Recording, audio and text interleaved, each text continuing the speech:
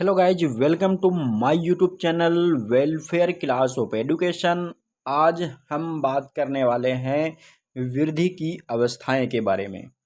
वृद्धि की अवस्थाएं सीटेट और अब की बार जो बिहार बीपीएससी सुपर टेट जो आने वाले हैं परीक्षा, उनके लिए बहुत ही ज़रूरी टॉपिक हैं।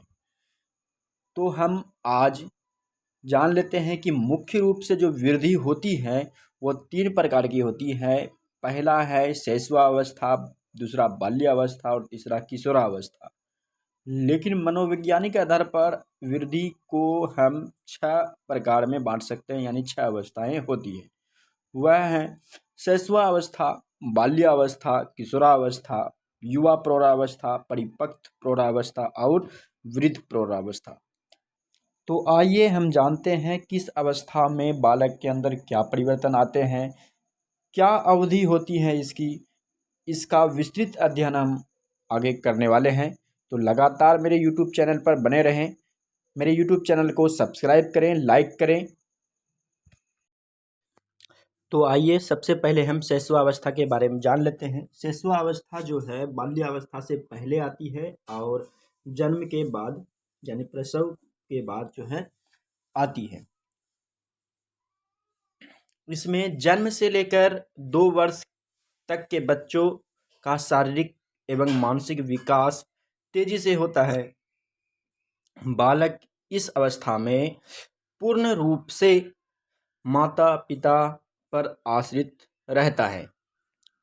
इस अवस्था में संवेगात्मक विकास भी होता है तथा इस अवस्था में सीखने की क्षमता की तेजी या तीव्र गति होती है।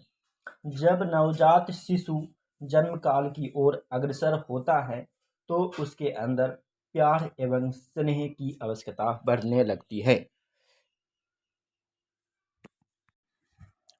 बाल्यावस्था को 2 भागों में बांटा गया है। पहला है पूर्व बाल्यावस्था और दूसरा उत्तर बाल्यावस्था।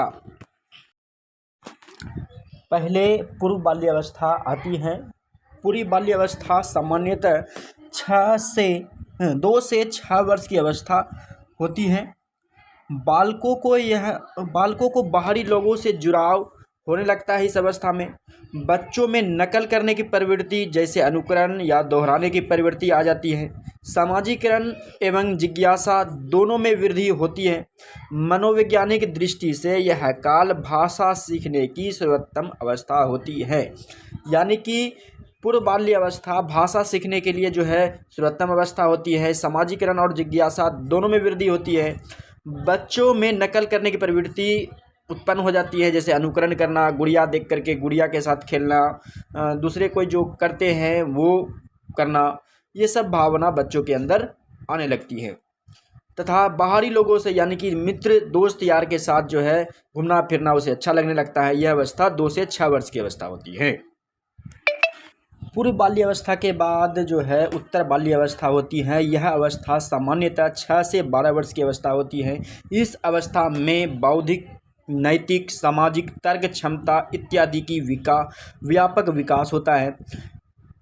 इस अवस्था में समूह भावना का विकास होता है, अर्थात समूह में खेलना, साथ में खेलना, समलैंगिक व्यक्ति को मित्र बनाना, घूमने की प्रवृत्ति का विकास होता है।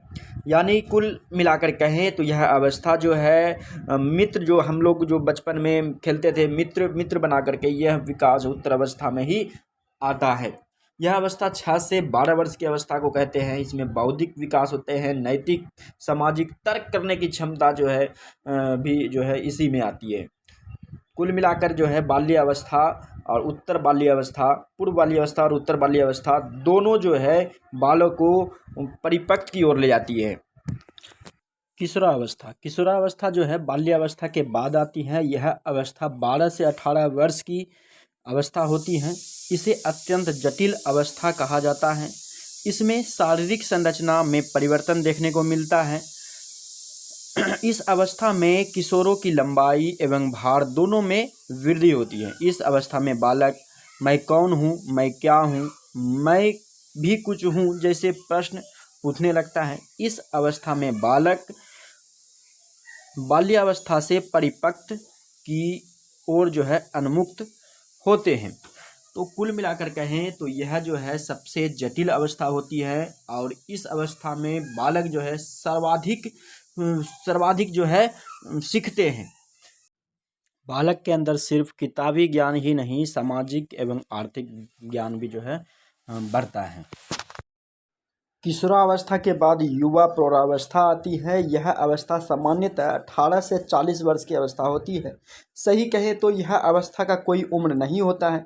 यह अवस्था मानव विकास में एक निश्चित परिपक्वता ग्रहण करने के बाद प्राप्त होती है। यानी कि जब तक बालक जो है नैतिक, सामाजिक, आर्थिक, तर्क शक्ति का जो है ज्ञान हासिल नहीं कर लेता है, वह युवा प्रौढ़ावस्था में प्रवेश नहीं करता है। वह परिपक्व प्रौढ़ावस्था, यह युवा प्रौढ़ावस्था के बाद आती है और इसकी अवधि जो है सामान्यतः 40 से 65 वर्ष की होती है। शारीरिक विकास में गिरावट आने लगती है, अर्थात बालों का सफ़ेद होना, मांसपेशियों का ढीलापन होना और चेहरों पर झुर्रियाँ आना इत्यादि शुरू हो जाता है। यानी कुल मिला के कहें तो यह अवस्था बूढ़ा की ओर ढकेलने लगती है और लोगों के शक्ति जो है कम होने लगते हैं। वृद्ध प्रौढ़ावस्था, यह परिपक्व प्रौढ़ावस्था के बाद आती है। इसकी अवधि जो है 65 वर्ष से अधिक होती है। शारीरिक क्षमता कमज़ोर हो जाती है। सामाजिक, आध्यात्मिक, धार्मिक, सांस्कृतिक क्रियाकलापों में अधिक रुचि होती है इस अवस्था में। कुल मिला के कहें तो यह अवस्था जो है अंतिम वृद्धि की वृद्धि की जो अवस्थाएं हैं उसकी अंतिम अवस्था होती है। तो हमने वृद्धि की सभी अवस्थाओं के विस्तार पूर्वक अध्ययन कर लिया है। शैशवावस्था हो, चाहे बाल्यावस्था हो, चाहे किशोरावस्था हो, सभी अवस्थाओं का हमने विस्तृत पूर्वक अध्ययन कर लिए हैं। आज के लिए यहीं ही अपना वीडियो को मैं समाप्त करता हूं।